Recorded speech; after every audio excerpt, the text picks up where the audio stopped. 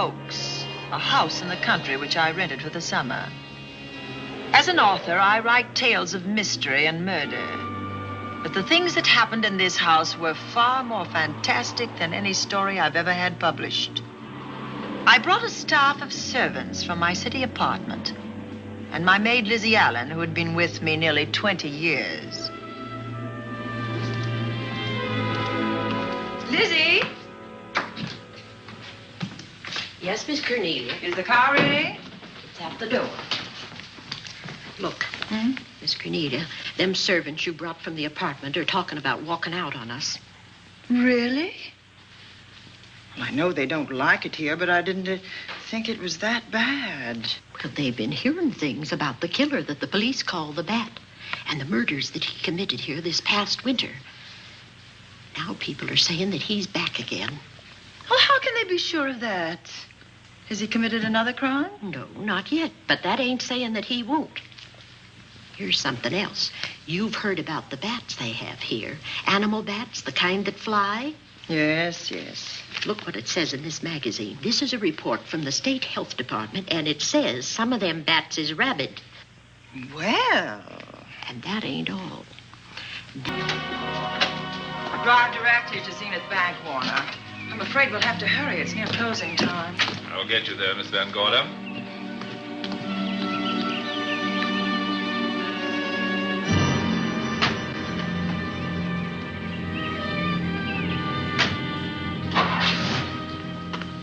Thanks again. Miss Van Gorder. How do you do, Mr. Barry? How are you? I'm very well, thank you. You remember Lizzie Allen? Of course. Hello, Miss Allen. How do you do? So you're spending the summer with us again? Yes, yes. I've leased the Oaks, the home of your bank president, John Fleming. I heard you had. I was surprised. Why? Is there something the matter with it? No. I was surprised because Mr. Fleming said he would never rent it. Oh? Well, I rented it from his nephew, Mark Fleming, who has the real estate office here. He said his uncle would be gone the entire summer. Well, that's right. Mr. Fleming's in the North Woods now with his physician, Dr. Wells. Oh, pardon me. Dale, I want you to meet my wife. We were married at Christmas time. That must have been nice. Believe me, it was. Oh, here she is. My wife, Miss Van Gorder, Miss Allen.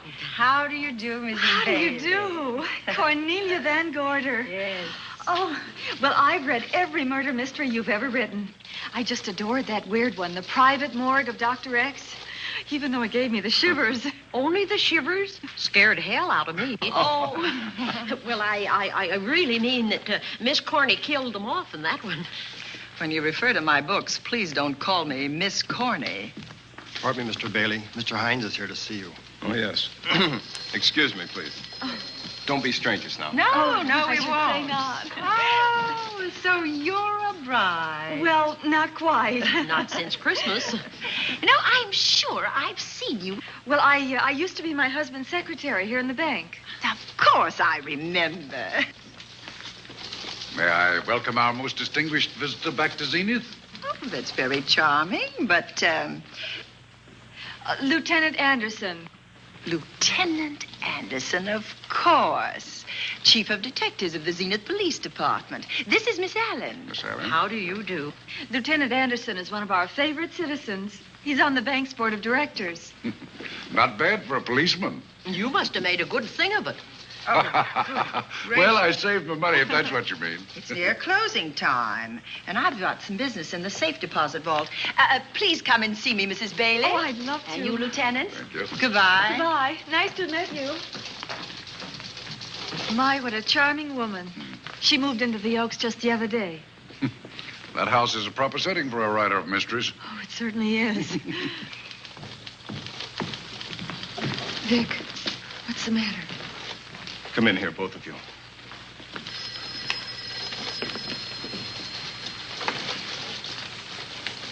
Andy, we're in trouble. Wendell Hines came in to pick up $350,000 worth of bonds that we were holding as collateral for a loan.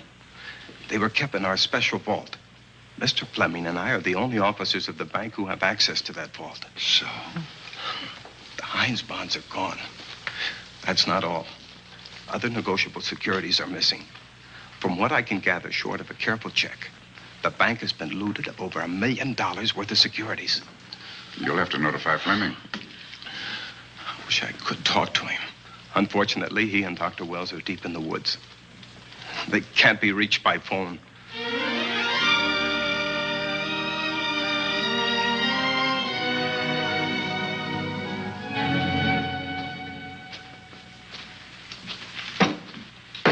What is it?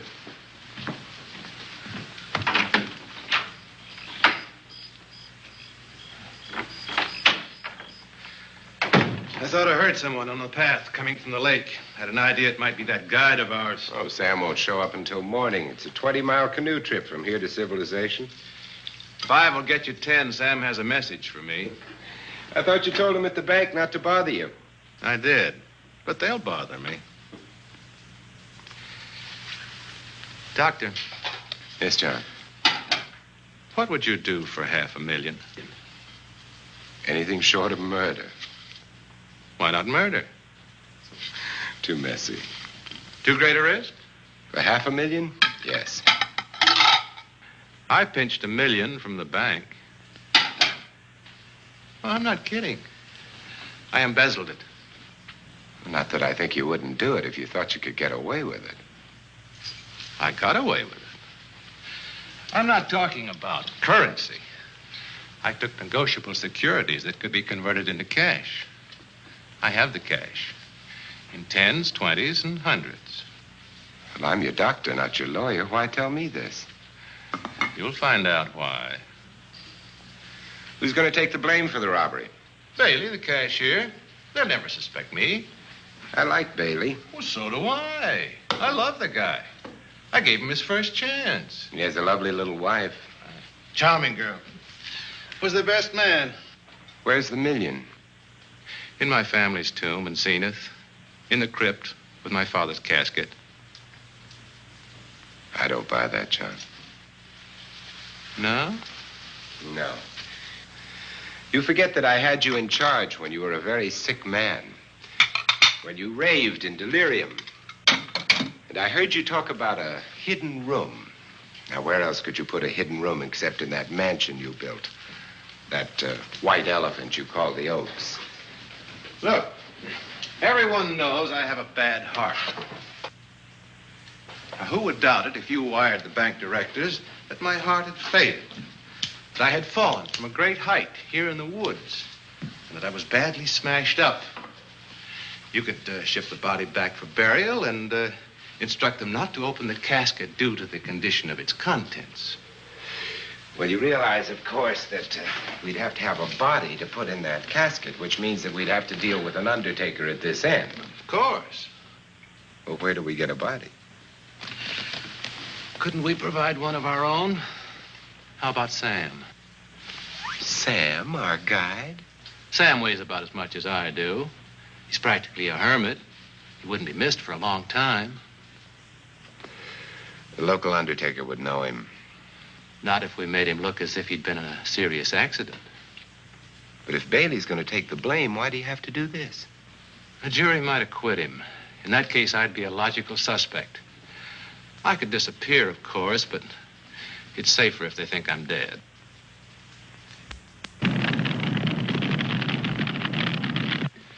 What if I don't go for this deal? In that case, it would be too bad. You mean you'd kill me? What else could I do?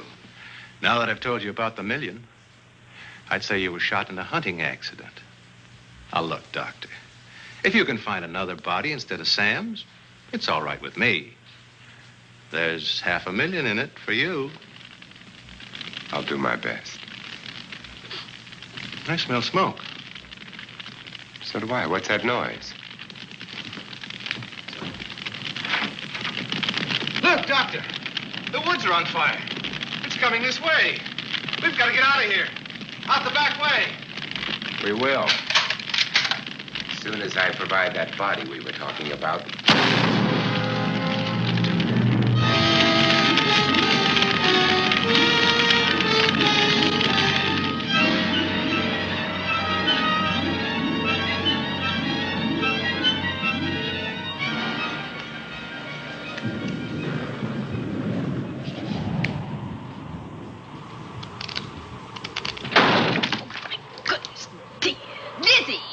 you? Yes, Miss Cornelia.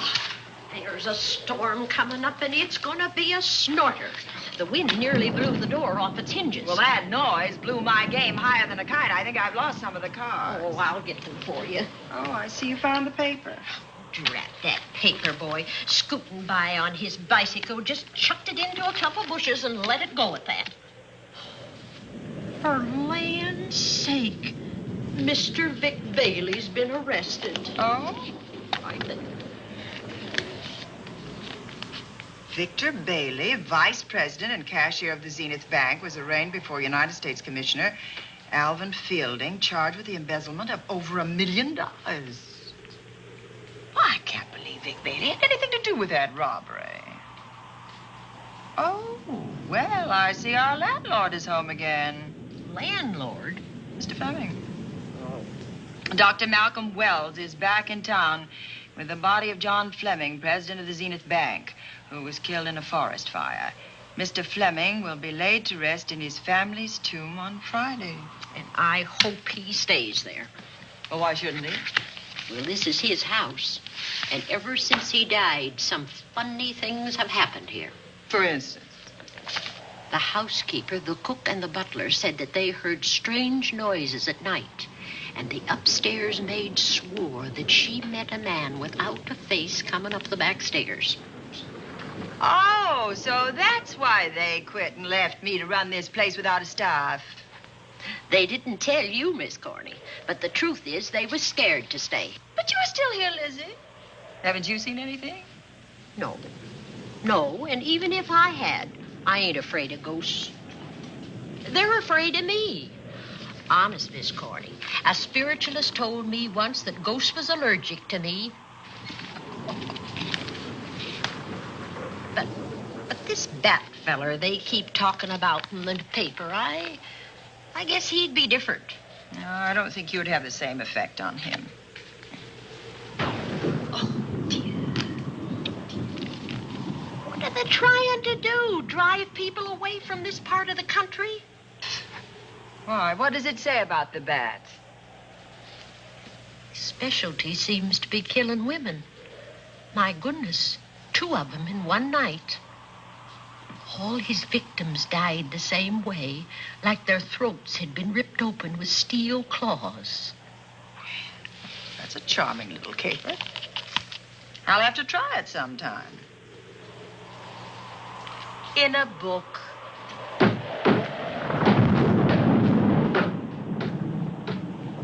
That ain't nothing, just something bumping against the house.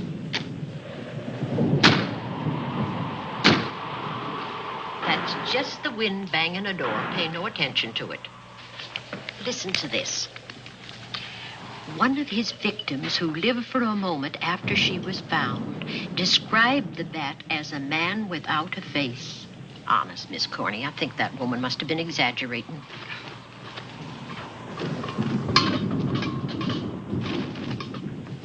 That's just that heavy tapestry at the top of the stairs. I know. I've heard it before on a windy night. That sounds as if there was someone on the stairs.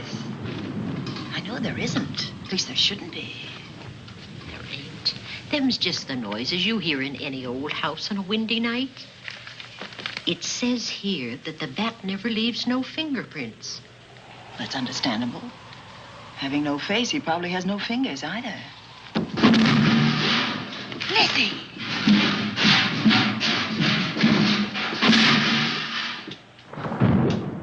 And that, I suppose, is the cat dropping its dentures. No, I don't think so. But I think it's something should be looked into.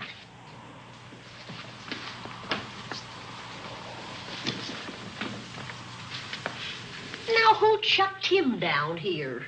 The wind, I hope. There must be a window open up there. No, Lizzie. Let him lay. Let him sleep it off. I hope the power lines don't go down and put the lights out. Now, we'll check the windows in the living room and draw the curtains, and then we'll go to bed. Yes, ma'am.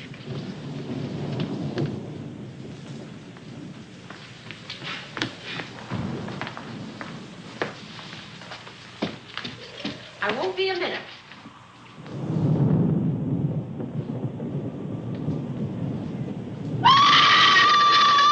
Gordy! Oh! What is that? Oh, when I went to get the tape, I turned the latch off. I forgot to turn it on again. He's out there. He was coming in. He might have got you. Oh, but he didn't, and he's still out there, thanks to you. Now, you hurry now, and we'll call the police. No, I won't leave you, Miss Corny. Are you okay? Yes, ma'am, I'm okay.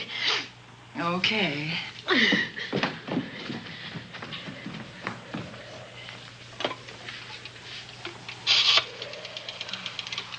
Operator? Give me the police department, please.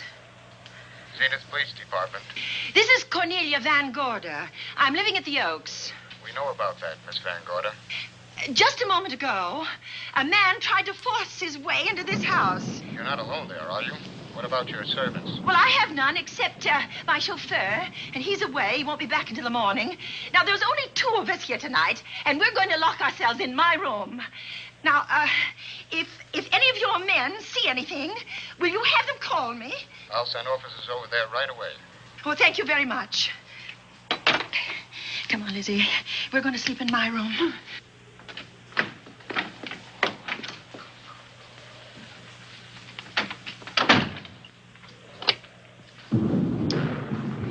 Well, nothing can get at us in this room now. I think this door seems good and solid.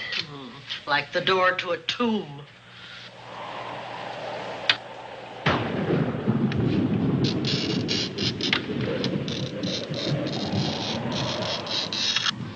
I think that couch will be comfortable. There's some extra bedding, you know. Yes, closet. Let's see now.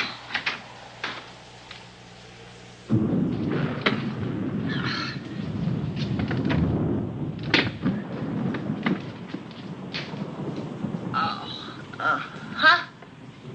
No bolt. Well, that's not so good.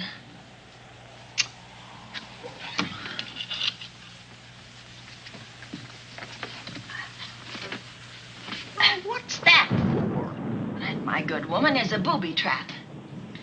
If anybody tries to open this transom, this will be knocked off, and we'll hear it fall.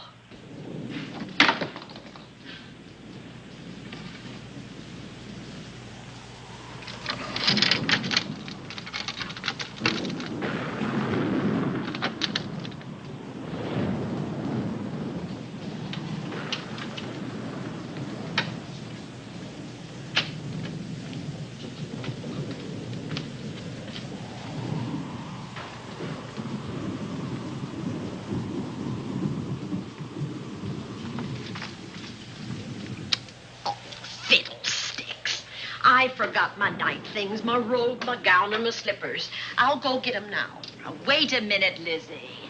I'll go with you. Now, don't you bother, Miss Cornelia. My room's just down the hall. Lizzie, I told you to wait. It's all right. I'll only be a second. Get in here. Get in here.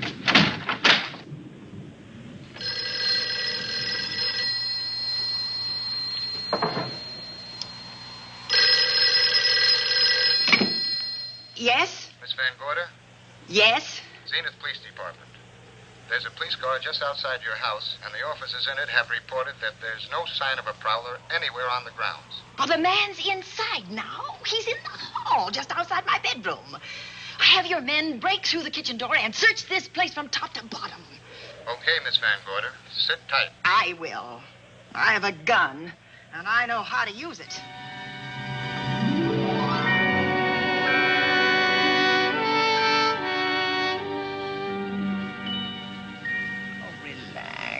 Relax, Lizzie. The police did a good job. They couldn't find anybody in here.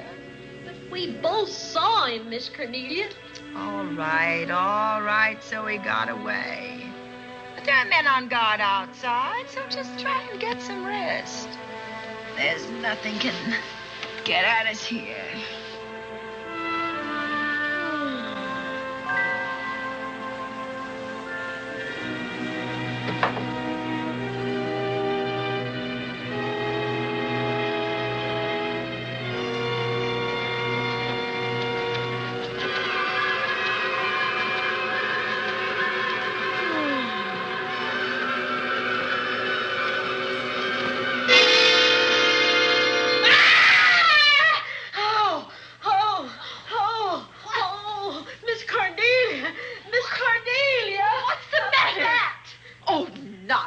must. You've had a nightmare. Maybe I did.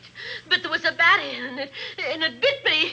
And it flew in that closet. Oh, good gracious, Lizzie, you're right. Oh.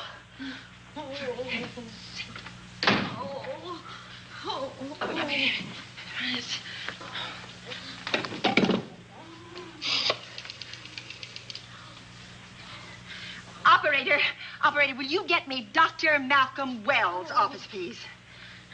No, I don't know his number, and I have no phone book up here, but this is an emergency. Will you connect me with his office, please?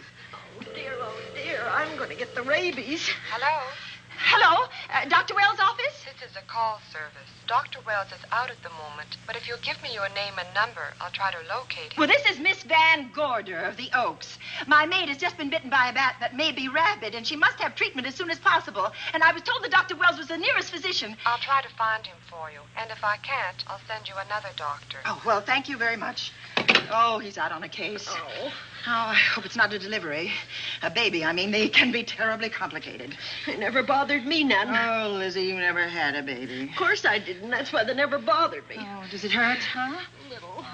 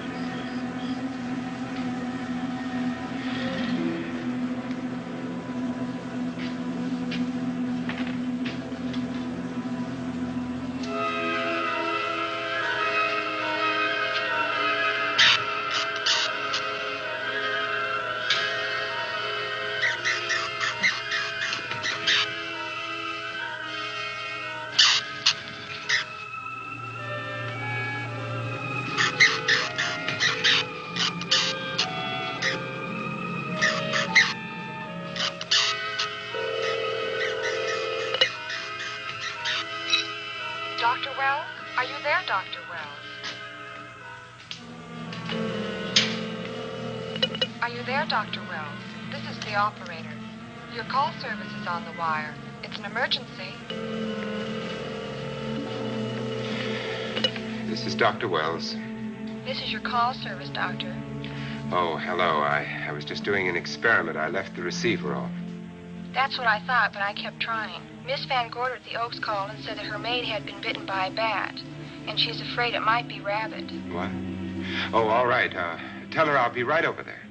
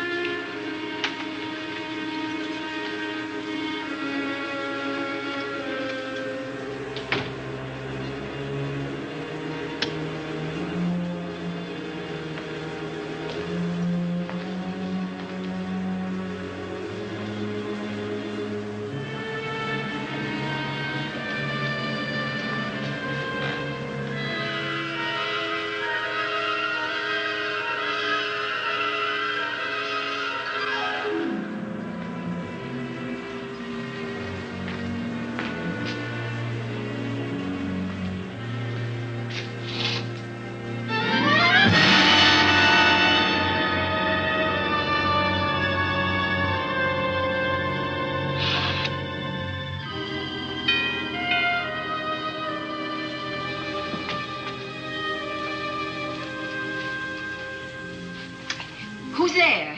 Dr. Wells. Come in. Good evening. Oh, I'm so so glad they found you, Doctor. Well, I reached my office shortly after you called. How is your maid? Is she in any pain? No, she doesn't seem to be. Did the bat get away? No, I believe it's still in my bedroom. Oh, good. I'll want to examine it. There you go, Miss Allen. Now you'll feel better. Doctor, have I got the rabies? Well, I can tell you better after I've examined the bat's brain under a microscope. That thing's got a brain? Oh, you'd be surprised. Where is it? I think the little darling is in that closet. Oh. You know, it's a pity you leased this house, Miss Van Gorder. Why a pity?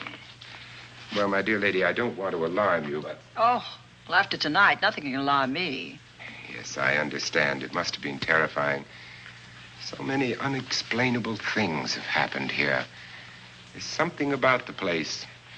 Your servants must have sensed it when they walked out on you. An apprehension of disaster. Well, let's see. Aha! Yes. There he is. All right, now. Take it easy. Nobody's going to hurt you. Quiet now. Quiet.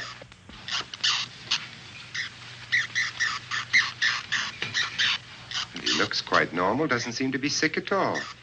Oh, ain't that nice? I've been worried about him. Well, you should be. From his appearance, I'd say that he doesn't have any infection. In which case, you've had a narrow escape. Now, you take one of those tablets I left for you, and I'll guarantee you a good night. And I'll drop in on you tomorrow. Oh, thanks for everything, Doctor.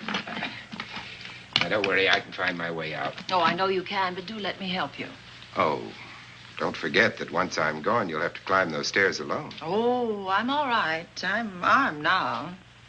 Can you shoot one of those things without shutting your eyes? Oh, Doctor, there are guns in every book I've ever written. I don't write about things I'm unfamiliar with. Lock the door, Lizzie. Good night. Yes, ma'am. Good night, Doctor. Accident? No, the wind blew him down. Oh. I think. Oh. Did you know that young Mark Fleming leased you this house without notifying his uncle? No, I didn't. Well, it doesn't matter now. John Fleming is dead and Mark's his heir. But if John were alive, he would warn you to leave here, Miss Van Gorder. Really? Yes. It's been a tragic place for anyone who ever lived in it. Well, good night. Good night, Doctor. Who's out there? Nobody you need worry about, Doctor. Oh, it's Andy. Oh. That's right. Oh, good evening, Miss Van Gorder. Good evening, Lieutenant. Somebody sick here? My maid was bitten by a bat.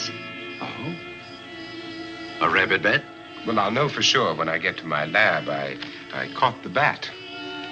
It happened indoors? In my bedroom, yes. How'd it get in? Well, there are many ways a bat could get in a house. You ought to know. I spotted this hole in the window the minute I got here. Why? That's where the two-legged bat got your door open. Miss Van Gorder told me that she phoned headquarters at Zenith. Yes, I phoned twice. The second time was after the prowler got in the house. Weren't you at headquarters, Andy? No, but they contacted me. An officer came and searched the house from top to bottom, but they couldn't find the bat. You better have this window fixed tomorrow. Oh, yes, I certainly shall. Listen, I'd better be going. I'm due in surgery at 8 o'clock in the morning. Good night. Good night, Doctor. There'll be a man patrolling the grounds all night, Miss Van Gorder. Oh, thank you. And nobody inside, Andy? Why should there be? Well, how do you know but what the bat is hiding somewhere in the house? I'm quite sure he isn't in the house, Doctor. Not now. Good night. Good night.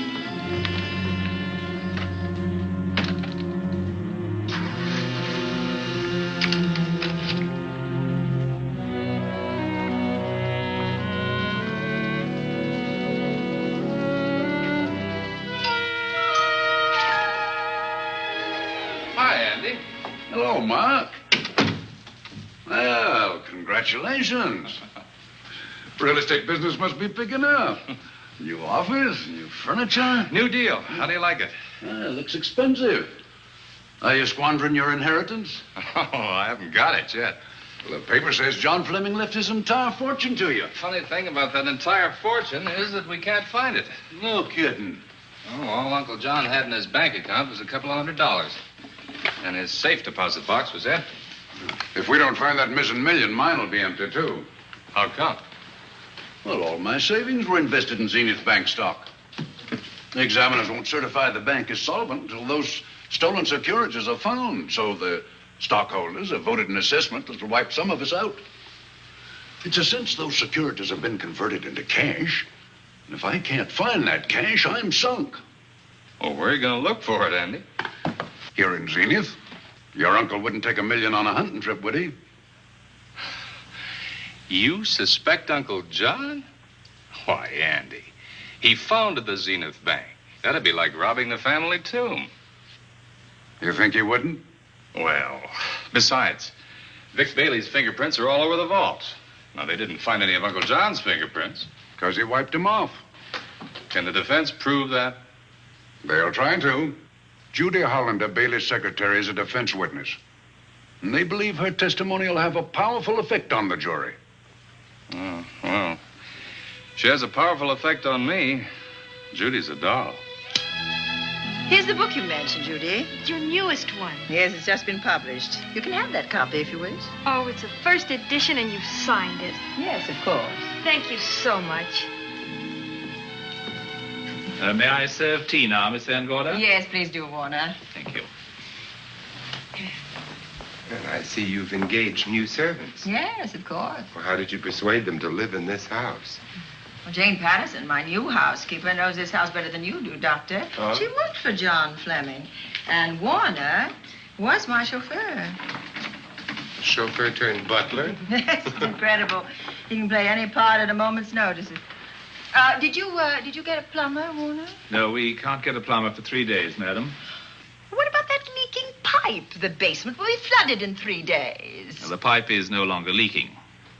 You mean it's dried up of its own accord? No, not quite. I packed the elbow where the water was coming out. Packed the elbow? Oh. Thank you, madam. Now, there's a character. How long did you say that he worked for you as chauffeur? About 3 months. Well, I hope he doesn't have a police record. My dear Dale, it may interest you to know that the last night of his life, John Fleming told me that he loved your husband like a son. If Fleming were alive today, he would be fighting to prove Vic's innocence. Could Mr. Fleming prove his own innocence? Miss Van Gorder, can there be any doubt about it? There will be when Miss Hollander testifies at Vic's trial. Oh? You know something that we haven't heard yet, Judy? Something I saw with my own eyes. She's not permitted to say what it was. My dear girl, I wouldn't think of asking her. But let's assume for a moment that Fleming did steal the $1 million. Now, what would he do about it? Where is it? Hidden someplace where he could lay his hands on it without getting caught in the act. Now, if I was writing this, instead of living in the middle of it, I'd hide it right here in this spooky old house. Under a loose floorboard or up a chimney? If Mr. Fleming had the nerve to steal $1 million, he'd make his plans well in advance. I'd say he'd prepare a place to hide it. Possibly when this house was being built. Now, I rented this place from Mark Fleming, his nephew. I wonder if he'd have the floor plans. I'll ask him. Yes. Lizzie, will you bring Mrs. Bailey the phone? Oh, you ask him now. Okay. His number is Summit 7537. Oh, thank you, Lizzie.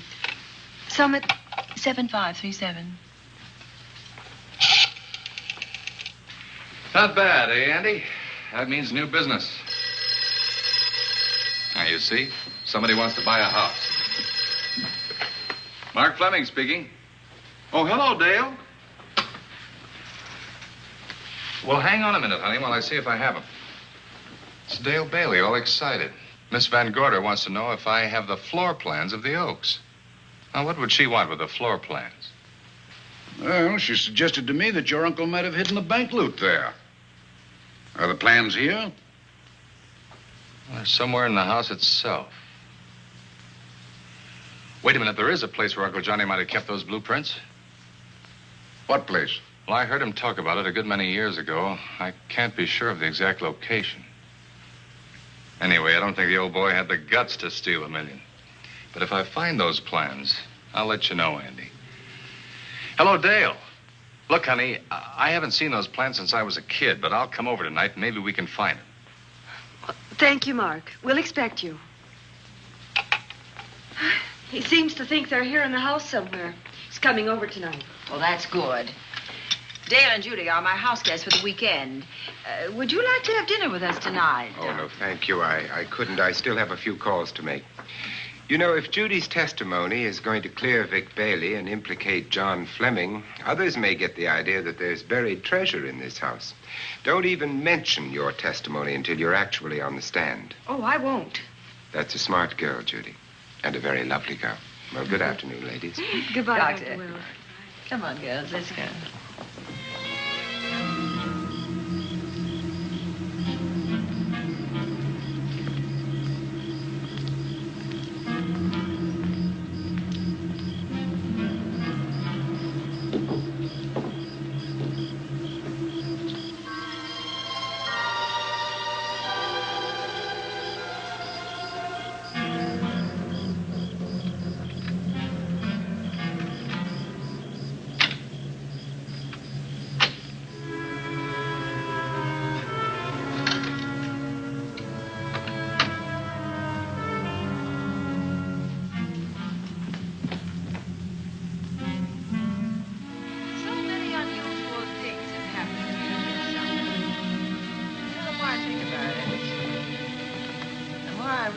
I should be putting them down on paper. Weren't you your husband's secretary, Dale? Yes, I was. Do you take shorthand? Well, my dear, if you'd like to have your mind occupied, I want you to work with me while I write the story of this fantastic criminal, the Bat.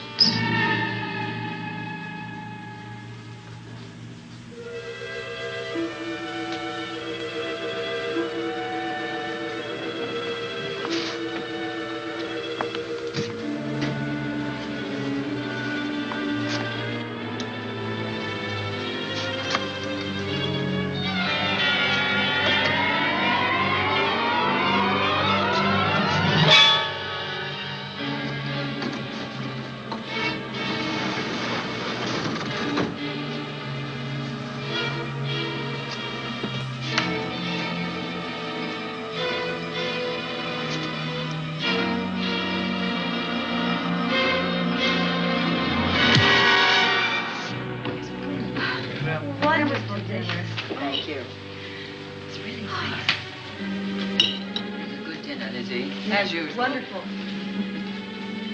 Oh, what a lovely piece of silver. It's an original, isn't it? Yes, they still use them in England for buffet breakfasts. Some hot water in the bottom. Keeps your kippers hot, your sausages, and your scrambled eggs. Interesting. It's very useful, really nice.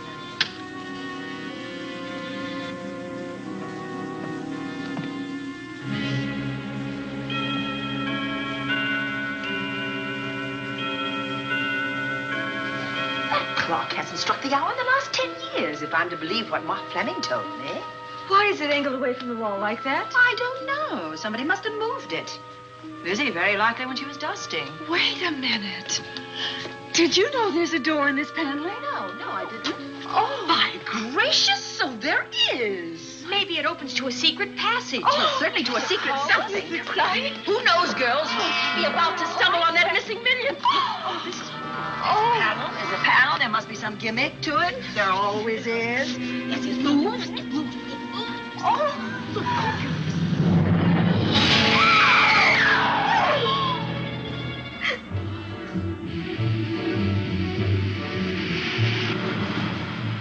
Calling car 11.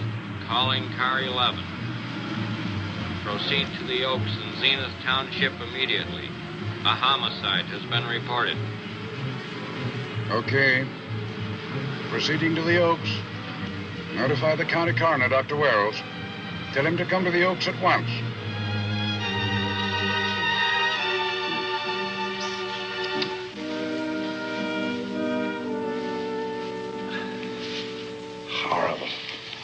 if his throat has been torn by some creature with fangs or claws. That's his sign. We found it on the others he killed. I'd hoped those reports that he was up to his old tricks again were pure imagination, but apparently they're based on fact. He's come back. Back to the scene of his kills. Yes, that's who I mean. That's who did this. The bat. Who found Mark? We all did. And it's Dale and Judy and I. Lizzie was in the dining room. This is my new housekeeper, Jane Patterson. You know, she worked for John Fleming. I know her. Where were you, Mrs. Patterson? In the kitchen, cleaning up. I cooked the dinner tonight. Did you know that the secret closet was here? No. It was behind the grandfather's clock. Well, it was I who found it, really. Noticed the clock had been moved and the door wasn't quite closed. I'll get it.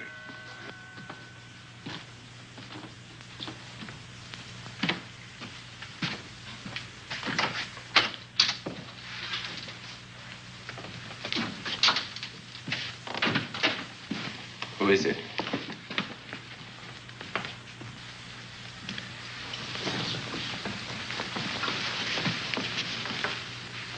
Mark Fleming.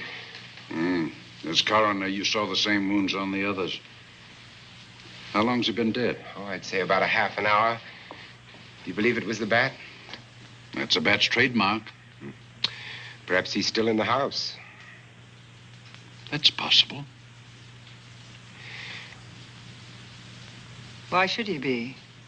Because he's looking for something, and like you, he believes it's here. And he's a persistent killer. I would advise you to get out of this house as quickly as possible, notwithstanding our expert police protection. Have you called the morgue? They're on their way here. Oh, good. I want to examine the body before they get here. May we take it into another room? Yes, to the sunroom in the back. Thank you. Give me a hand. Excuse me.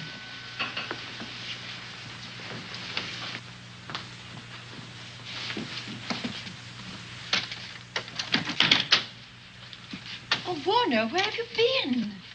Well, madam, has it been an accident? There's been a murder.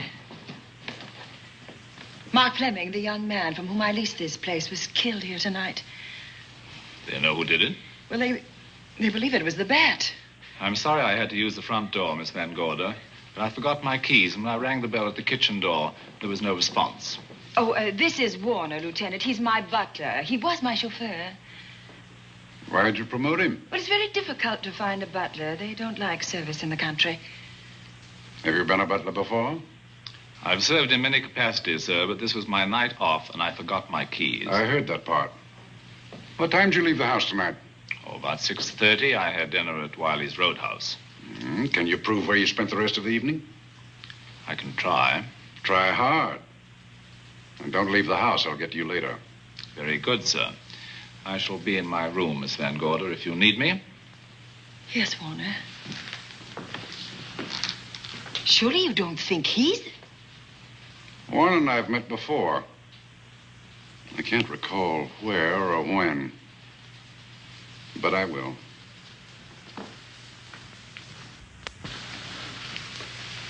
There'll be a crew here shortly from headquarters, dusting for fingerprints, taking photographs. But in the meantime, Mrs. Patterson, you aren't leaving the house tonight, are you? No, Lieutenant. Don't. I'll talk to you in the morning. Good night. Good night, sir. Good night, Miss Van Gorder. Dale, I was with Mark Fleming this afternoon when you talked to him about the floor plans of this house. I heard him tell you he was coming here tonight. Dale called him at my request. She told me he was coming. Who else should I tell you that? Judy, Lizzie. And that nice Dr. Wells. Dr. Wells. There are a few killers who kill for the fun of it. The bat very likely is a mental case, and I'm convinced that his crimes are motivated by his mania for personal gain. There's $1 million at large, and he's going to keep on hunting for it until he lays his hands on it. Now, these young ladies are staying here tonight? Yes, they're my house guests. Well, when my crew arrives, we'll be busy for a while, so I'd suggest that we go to our rooms? That's a very good idea. Come on, girls.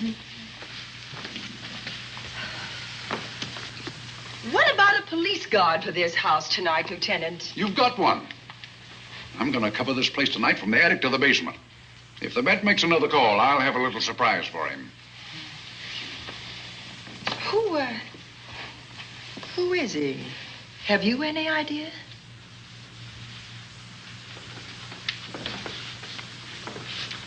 He could be anybody. So far, there are clues to his identity, but nothing we could take before a jury.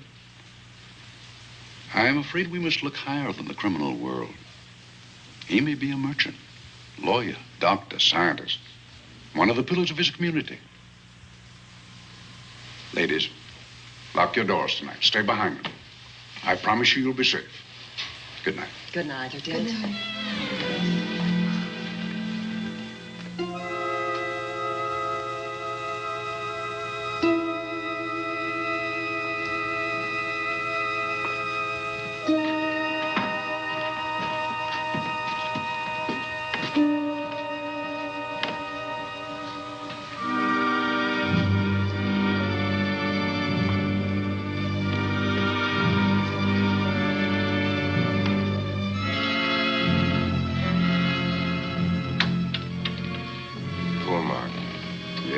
Pity.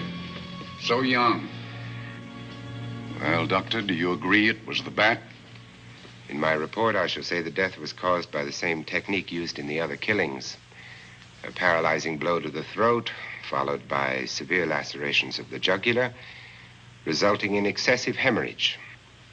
In a layman's language, he didn't know what hit him. Oh, he knew. But he didn't have time to think about it.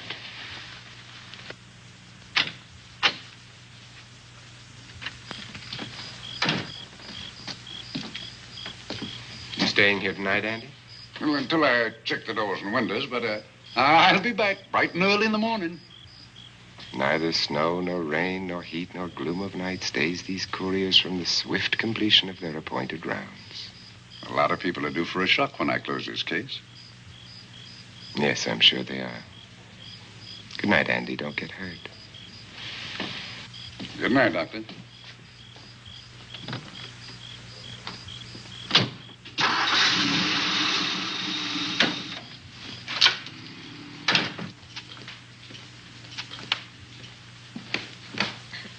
You know, I think we'd better let you get some sleep. Oh, Lizzie and I share this room for mutual protection. You know, one night, a storm blew the wires down, put the lights out, and I went out the next day and bought a half a dozen of these things. You better take one with you, Dale. Oh, thank you. We'll go across the hall now. Are you sure there's nothing else you need? Oh, no. Quite sure. We'll be all right. Well, if anything bothers you, you just sing out, and 2 strong women will come to your rescue. Oh, nothing will bother us. Not with Andy on the job. No. Well, good night. Good night, Miss Van Gorder. See you in the morning. Don't worry. Everything will be all right. Good night. Good night.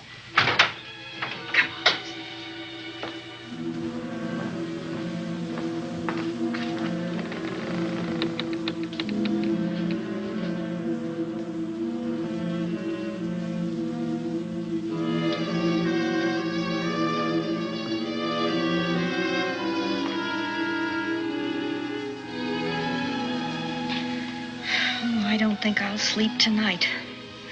Me neither. All I can see is poor Mark Fleming staring at us. I thought that when people died, their eyes closed, as in sleep. Don't think about it. I'll bet you're thinking about it. No, I was thinking of my poor husband sleeping in jail tonight. Oh, Judy, I love him so much.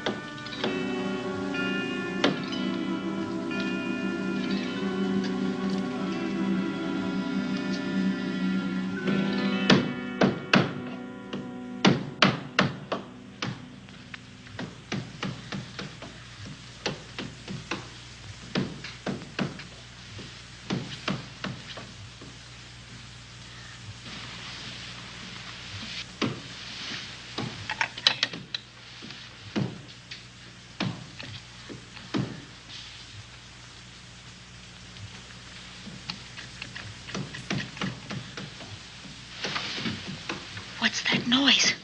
Oh, I don't know. I kind of fell half asleep. For a moment, I thought it was something from a dream. It's somewhere in the house. Yes, on the floor above. Not directly over us. Probably a room overlooking the driveway.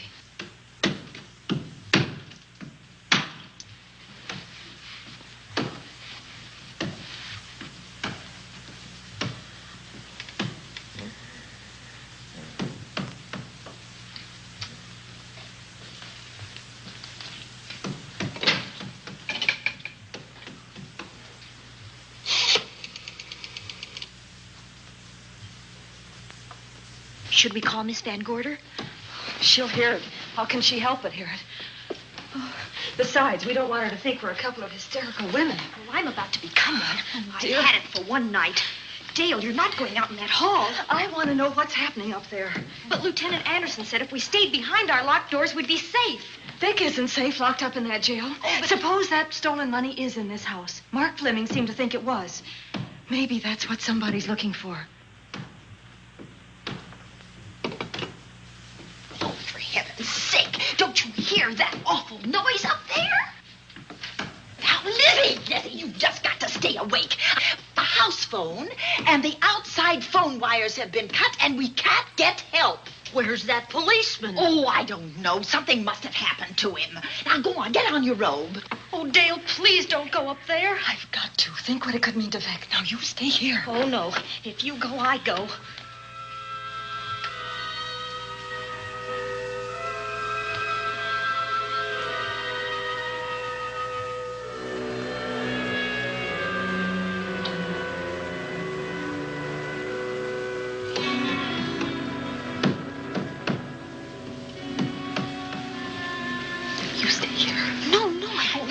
Alone. You wait here. I'm going to see what it is. Oh, please let me go with you. Judy, will you warn me if anyone comes? I'll only be a moment. Now, wait.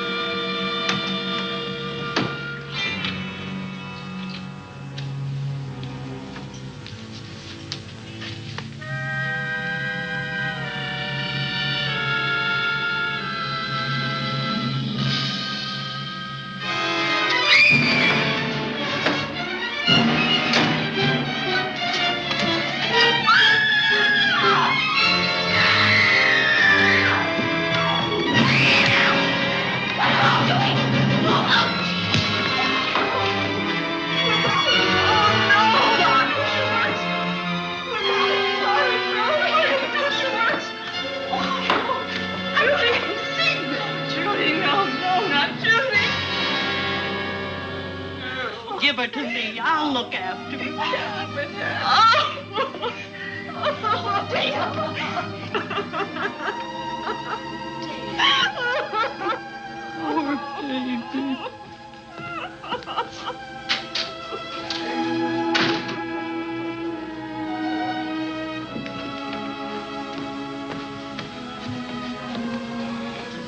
Judy.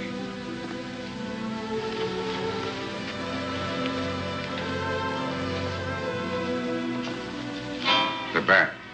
Yes, the bat. He caught her at the head of the stairs. We saw him rushing down the stairs as we came out of the room. I hurled that after him. I hit him, I believe. I'm going to cover this place from attic to basement, you said. Well, what were you covering when that poor child was murdered? Where were you? I saw a man outside in the grounds. I went out there and hunted him. I heard him in among the trees, and so I followed the sound of him as far as the brook down near the back road. And then I lost him. I'd rather give my own life than have this happen to Judy. But I told you to stay in your rooms and lock your doors and stay there. What was she doing at the head of those stairs? That was my fault. They heard a strange noise, heavy pounding in one of the rooms on the third floor. We all heard it. I wanted to see what it was. Judy, I wish she wouldn't let me go out by myself. I made her stay on the balcony. What about your new butler? Oh, well, he's in his room, I suppose. Oh, Mrs. Patterson. Oh, yes. Did you know what happened here? No, sir, but I heard the screams. I went to call Warner. We have rooms on the same floor, but he wasn't in his room. His bed hasn't been slept in. If Mrs. Patterson heard the screams, Warner could certainly hear them. You're quite right, sir. I heard them. Oh, you did? And where were you? Outside in the grounds. Miss Holland has been murdered. No. Oh, so you're surprised. Shocked. Well, I've seen better performances. I remember you now. Your name's not Warner. I've got a circular in my office with your picture on it. The Chicago police not so long ago were hunting for you in connection with the robbery. You're right again, sir. And they found me and they tried me and I proved my innocence and I was acquitted. That could have been a lucky break. Where were you when this child was killed? I told you before, sir. Outside. What were you doing there? I was following you. I saw you leaving the house, and it seemed that you were hunting someone. I thought you might need some help. Oh, yes, sir. I followed your flashlight down through the trees. Then it disappeared. And then suddenly, as I was staring out into the darkness, I was struck by something on the back of the head. The next thing I knew, I was lying on the ground. I realized I'd been knocked out. I wish you had been knocked out. But then we'd have found you with your mask still on your face. You were hit here in this house with this poker as you were rushing down those stairs after that child was killed. Oh, no, sir. You can't pin this on me. I'm not the bat. I've never killed. I couldn't kill. I won't take the rap for this.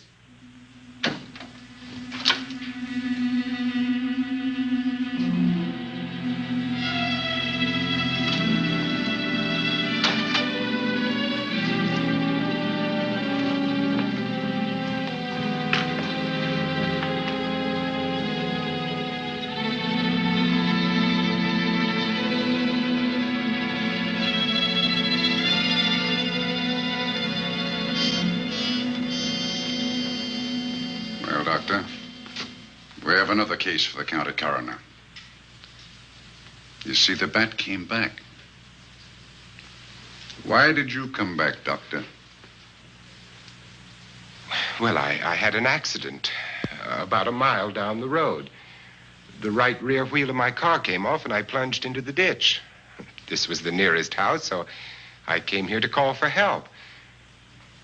I thought I'd find you around, Andy.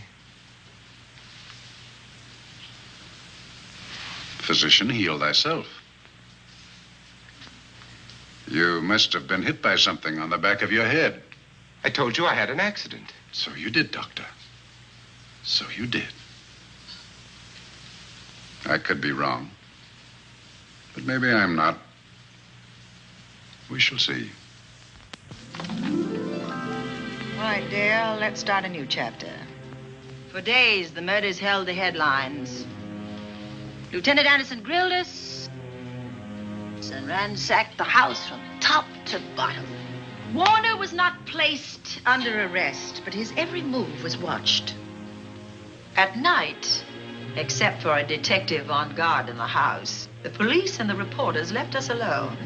And on one of those nights, without telling Lizzie or anyone else, I pursued a secret investigation of my own.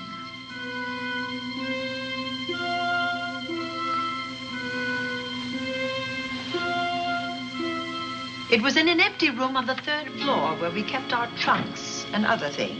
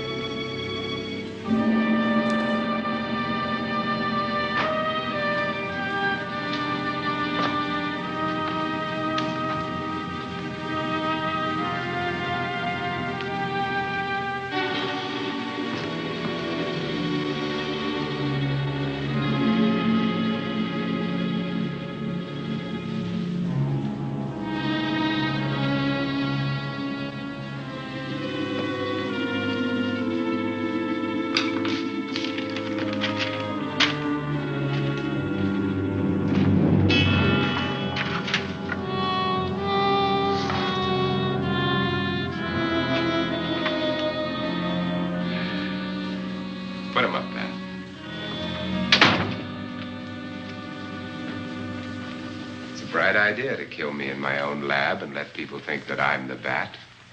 But you had to kill me first. What was it to be, ambush? And clever as you are, you're not smart enough to do that. Nor were you smart enough to find the money, though you came quite close to it. But I know where it is. And when you're dead with that sign pinned on your chest, I'm going to collect it and live happily ever after. He destroyed himself. How true that will be. Well, goodbye, Bat. Here's a serum that will heal you whether you're rabid or not.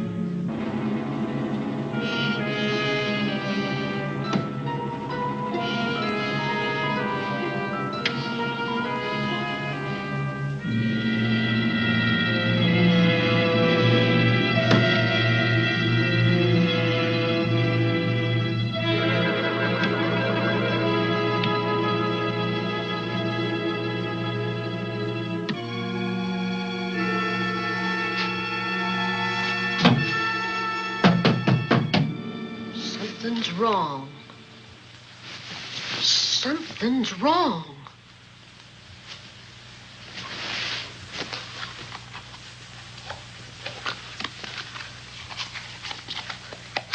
This Cornelia.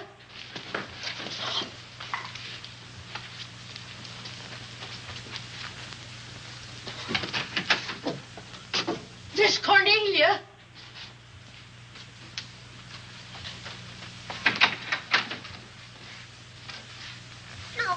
Where would she be going at this time of night?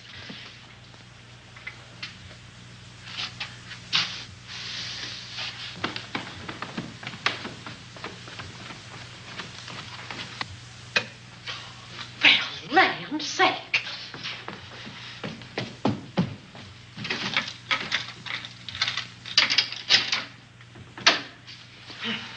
I never. Oh. Mr. Davenport. Mr. Davenport. Oh, a fine thing. The door unbolted, the chain off, and you asleep on the job. Wait till Lieutenant Anderson hears about this. Come on, wake up. What's the matter with you? I don't know. My head hurts. My whole body's numb. Here, take a sip of this. Try to snap out of it. I'll be back in a minute.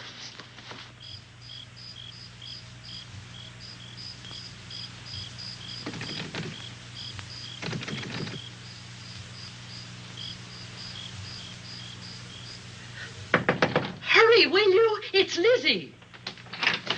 I'm terribly worried. I can't find Miss Cornelia anywhere, and something's happened to the policeman. I don't know what. Get Warner. Bring him to the drawing room. Tell him we need him.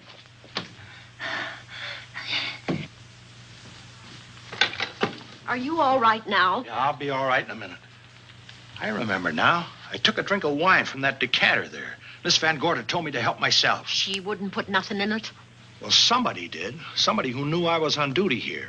Then it was somebody that got Miss Van Gorder. I can't find her anywhere. Upstairs, downstairs, or in the basement. I told the housekeeper to get Warner. Lieutenant Anderson will want to know about this. Hello. Yeah, this is Davenport at the Oaks. We've got trouble here. Well, for one thing, I was drugged. Yeah. But I must have been knocked out because the maid tells me Miss Van Gorder is missing. Well, you better call Anderson and let him know. He's not at home. Well, where is he? Out on a case? What case? Dr. Wells. What else did they tell you about it? Oh, hurry, will you? We've got to find Miss Cornelia. Okay. Lieutenant Anderson is out on a case. Dr. Wells was found dead in a room next to his garage, murdered. Dr. Wells? There's something queer about the killing of Wells, but headquarters won't talk about it. Lizzie, Warner isn't in his room. There's no sign of him anywhere. And I was supposed to keep an eye on that guy. Where's Miss Cornelia? That's what I want to know. Wait a minute. Didn't you say that the chain and the bolt were off of the front door? I certainly did. Well, maybe Miss Van Gorder went outside. Oh, she never would. We better look. I can't breathe. There's no air.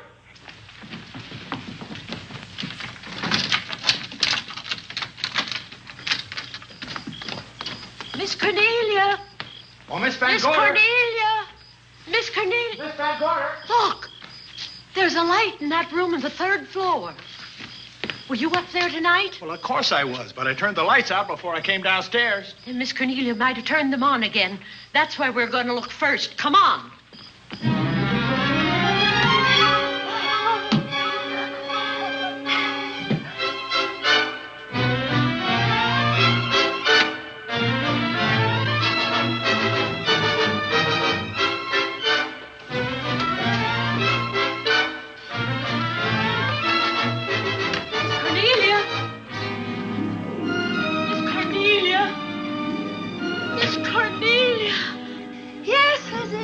I'm here.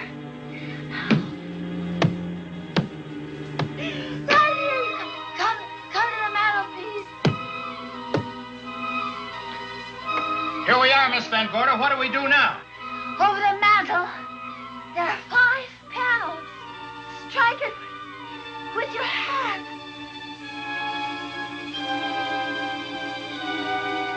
Which panel did you say, Miss Van Gorder?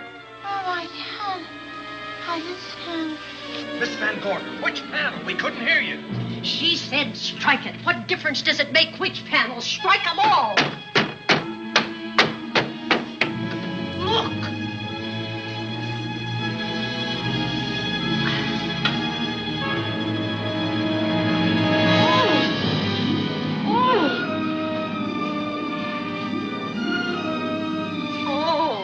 It's all right now. It's all right, dear. Lizzie's here.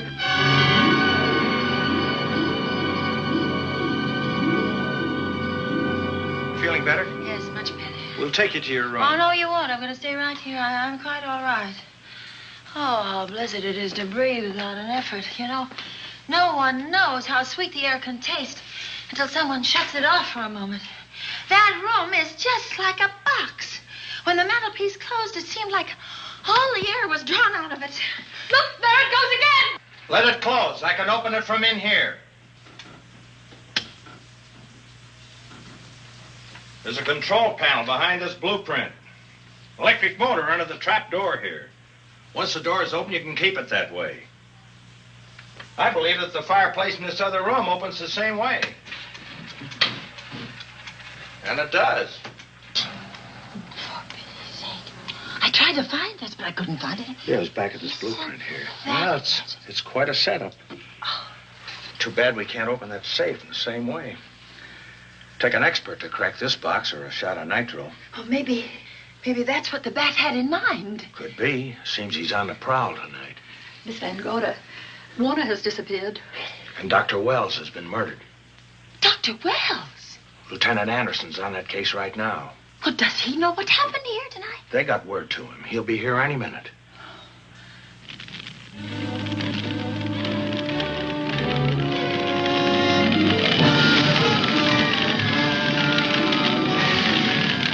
What's that noise? Miss Van Gorder, the garage is on fire. Scott, look at that. Lizzie, put that light out in the other room. Now, where are you going? To report the fire. Well, you just stay right here. But Miss Van Gorder, the garage. Well, let it burn. You watch the stair. Can't you see that fire was set to get us out of the house? Out of the house? Were you talking about the... Yes, I'm talking about the bat. Now that the lights are out, he'll think his trick has worked, and we've gone. He'll be here any minute. Well, so will Lieutenant Anderson. I hope so, but the bat will be here first. And he'll kill again if we're in his way. We've got to be as clever as he is.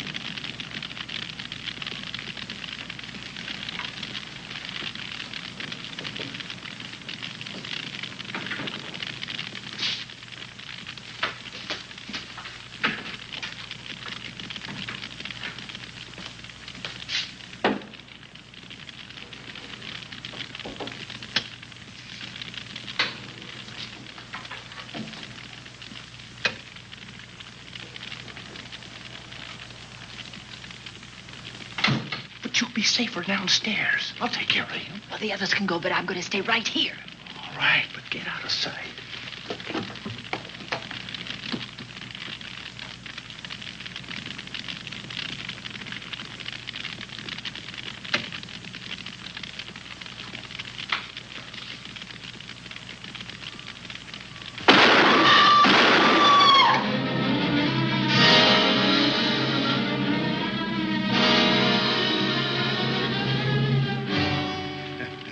Let's face it, ladies, and get it over with.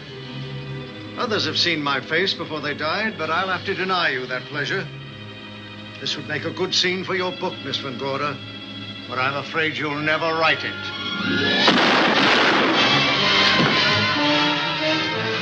That is Warner. I could tell. You misjudged me, Miss Ellen. Warner! I don't like being a murder suspect, Miss Van Gorder. I was headed for a plane, but halfway to the airport, I changed my mind and came back. I'm glad that I did.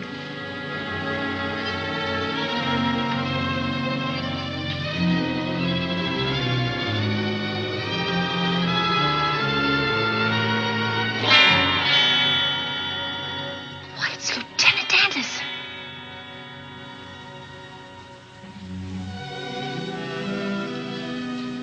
Yes, it was Anderson. He discovered the secret of the hidden room and was waiting to get into it and open up the safe. We found the money in it, a little over $1 million in 10s and 20s and 100s. Good old Andy. With all his ill-gotten gains invested in bank stock. It's rather a clever way to hide stolen money. In the open, as it were, and so respectable. But don't try it. No matter how clever you are, you can't hide murder.